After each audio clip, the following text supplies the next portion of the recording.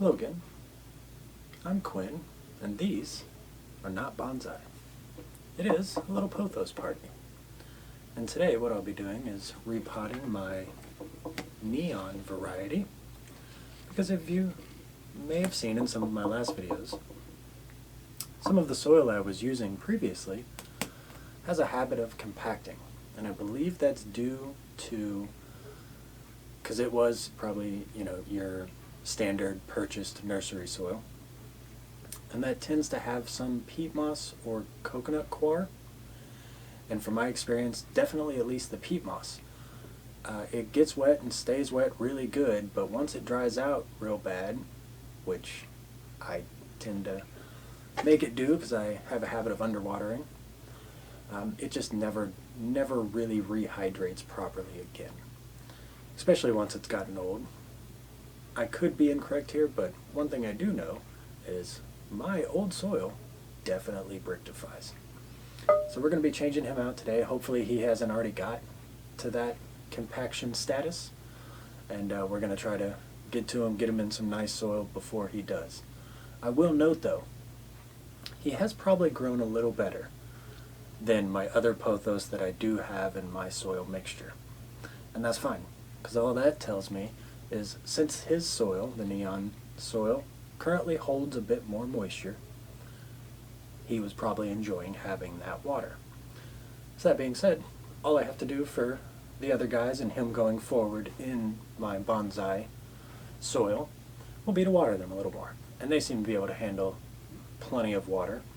They can grow pretty happily in water. So far I'm finding I have a little cutting.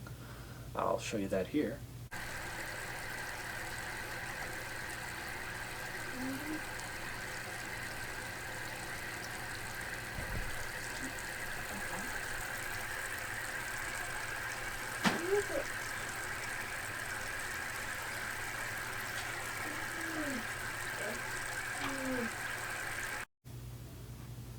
Growing in a fish tank, and it's growing on a 0.5 watt LED, which I find rather impressive. So you could probably grow these by candlelight if you had to. So with all that being said, these guys I feel like are probably going to be one of your easiest, most rewarding starter plants. They grow really fast, they're fun to watch. I mean, they almost always have new little leaves happening. They can handle lots of water. When they are thirsty, they get droopy, so it's really obvious. And it's fun to kind of watch them regain a little bit of vigor after you water them. You're like, all right, nice to see you back and kicking, buddy. So, and another thing I wanted to show you today is a new score I got at the thrift store. Like I said, I go regularly, and that's kind of the reason I go. I had gone one day, there were no bonsai pots.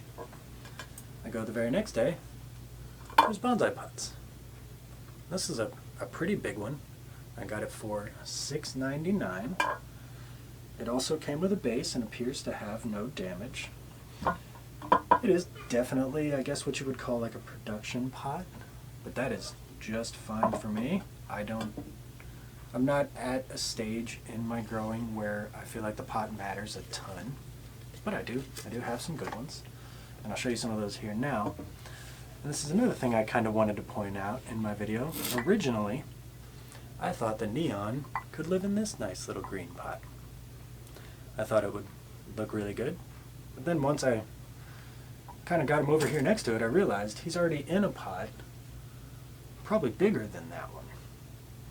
And these are going to be some of the few plants you'll see on my channel that I'm just kind of encouraging to grow. We're not really going to be chopping these guys. I'm not doing any kind of root work to them. I'm just going to grow big, giant, massive pothos. Because of their viney nature, I can find room for these guys. Like I could build a little shelf on the wall and set this on the shelf, and then just maybe run a vine across the window, which is kind of what I've done with this green one now. I have some hooks hanging from my curtain rod, and I just lace the vine through the hooks, so all the leaves are getting sun from that top part of the window, not really losing any sunlight for any of the plants below it. So it's one of my more efficient plants, if you will. I also have this large blue cascading pot. I like these cascading pots for the pothos. Obviously gives them a bit of room to display themselves. But I was poking around in my little cold frame, I guess it'd be called. It's a little greenhouse that isn't heated, where I kind of store pots and all of my outdoor plants, which come springtime we'll be getting to see. I have so many to repot. I am super excited. And this, I'll give you a close-up of this because this is cool. This is the pot I'm going to put the neon in. I found it up there when I was poking around. And this one I got on Craigslist. I found a gentleman essentially getting out of the hobby. So he was selling his lifetime collection of pots. He'd already sold off all his plants. I had missed that, but that's fine. I probably would have spent far more money than I meant to. I remember spending about $46, which for me is, you know, it was kind of a lot of money to just spend on bonsai pots, but I got so many and good ones. Quality, what I feel like are quality pots. Like this one is a beautiful, beautiful pot. Let me see if I can get it in frame here. I always leave the price tag on because I don't feel like pulling it off. So let's see. You can see there I paid $3 for this very nice pot. So this is what we'll be putting our neon in today. But I just kind of wanted to show you that I anyways changed my mind a lot. So I thought it was going in this pot, which I'll just show you here. It was $4.99 with its little base. So that was a good little deal. Got that at a Value Village. And then I did consider this pot, which would be a fine option. But I like this one a little better. And these I am kind of displaying at this point because, like I said, I'm not really doing any fancy, fun work on these guys. This I know for sure I got at the Goodwill, I remember. And I certainly didn't pay more than $5 because I typically won't.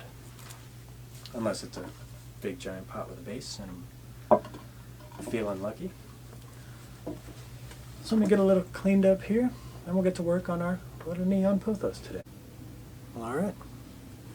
Let's get our little pothos out here. We'll see what the roots look like. I always will buy the smallest possible plant I can. 2 reasons. First, most important, it's the cheapest. I probably paid $4 for this at my nursery. Typically the small plants of this kind of indoor foliage variety, as they like to label them, cost about $4.99, $3.99. And secondly, the fun for me is growing the plant. So I like to buy the smallest variety and see what we can do. Point being here is when I got this, it was pretty well just some little cuttings with barely any roots. So we'll see what we've gotten.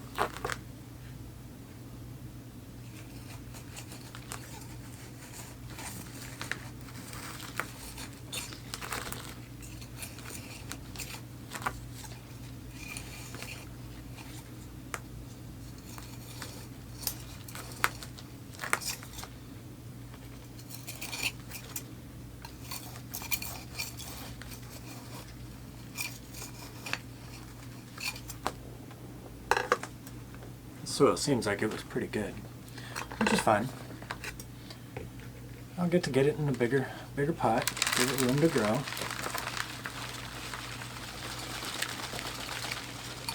Yeah, you can kind of see the process beginning. It is still nice and loose at the moment, but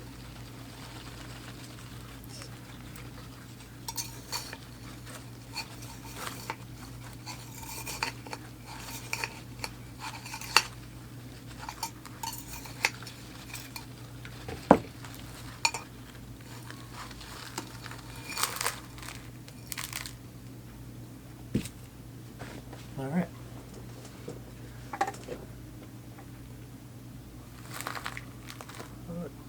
One of my nice little screens. Really like these things. So nice to just buy that little sheet and be able to pull them right out and reuse them. So this soil is definitely nice at the moment. You can see it's just kind of that normal organic kind of potting mix you would get at any nursery, which I had at the time a little perlite, so I mixed that in. Which, you know, if that's what you got and you aren't watering, or at least, you know, checking to make sure your plants need water every day, then it's certainly a fine mix for something like a pothos. Probably even a better idea than, say, my bonsai soil, but I'm hoping I can stay on top of the watering and hope these guys grow very vigorously due to that, which looks like they have, because that had no kind of roots when I got it. So that is good to see. I think they're going to grow really good this upcoming spring. The days are starting to get a little bit sunnier, I am noticing, which is just great. I'm so ready for spring. It's the most fun time. The nurseries have new plants to buy, tons and tons of things to repot. Speaking of, let's get our little screen in the bottom. Now we have 2 holes. Now we need an additional screen.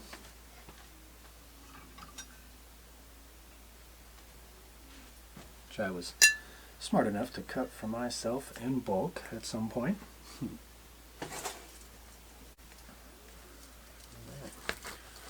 Get our little base layer down in here.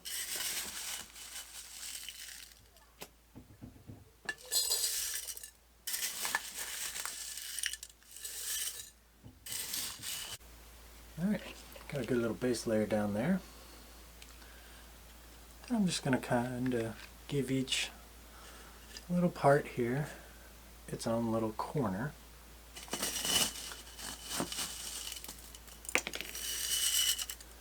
Give him some rocks just to hold his roots down there a bit while I finagle his friends in.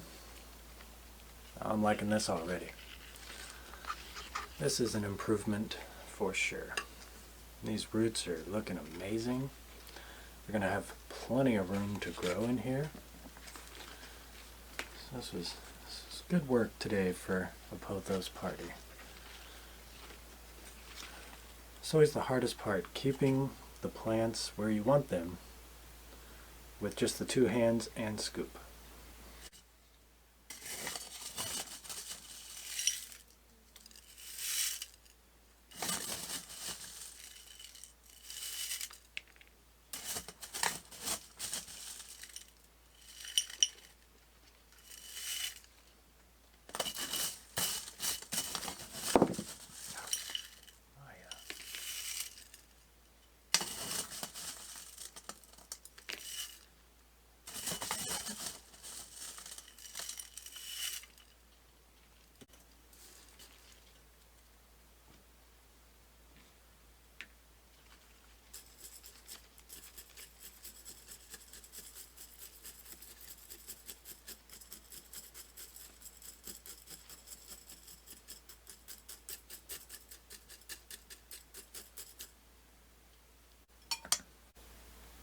Alright, we'll do a little poking here. Get our soil down into all those nice new roots we made over the last season or so.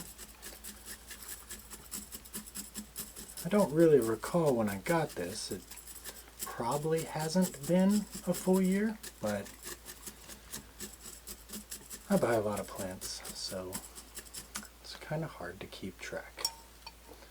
Now what I'm going to do for this one, which I do for a lot of my plantings now, is I have this fine orchid bark. It's kind of a nice little mulchy top layer for things that do enjoy a little more moisture. And it smells nice. And I also have these little fine kind of decorative gravel, I believe it was called, in the nursery. It's kind of expensive, but I do just use it as like a top layer, so I don't end up using very much of it.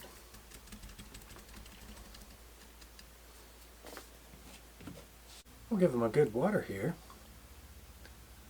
We'll take a nice look at our newly planted neon pothos.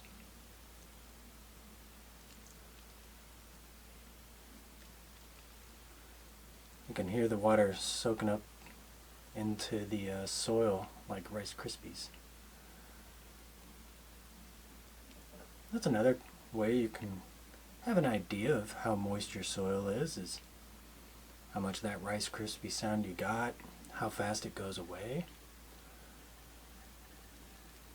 Once you get familiar with your plants, what they're planted in, what kind of pot they're in, their sun exposure, how much wind or draft they're getting inside your house, these are all factors. And it might sound like that's a lot of factors, but like I said, just take a look at your plant every day, and it'll give you indications of how it's doing water-wise. Something Nigel Saunders mentioned once, my favorite, absolute favorite YouTuber, is he sprays his plants sometimes with a water bottle, and he said he could hear a hollow sound when the water hit the top of the soil. And that it seemed a little crazy to me at the time, until I'd gotten experience watering my plants with a water bottle, and you can very much, in fact, hear a distinct hollow sound when that water hits the top of the soil, which is so convenient when you have nearly 100 indoor plants all jammed together, and it is very easy to water with a water bottle as opposed to taking each one out over to the sink, giving it water. That can be a rather tedious process. Let's take a look at our little pothos here, which I think is looking much nicer in its new pot. And he'll fill this in very quickly, I imagine. There's quite a little space in the middle there. Perhaps we will have to take a cutting at some point. They do grow quickly. Like I said, I wanted to avoid cutting them if I could, but maybe a cutting to fill this in next season. We'll see. So thanks for joining me again here on NotBonsai.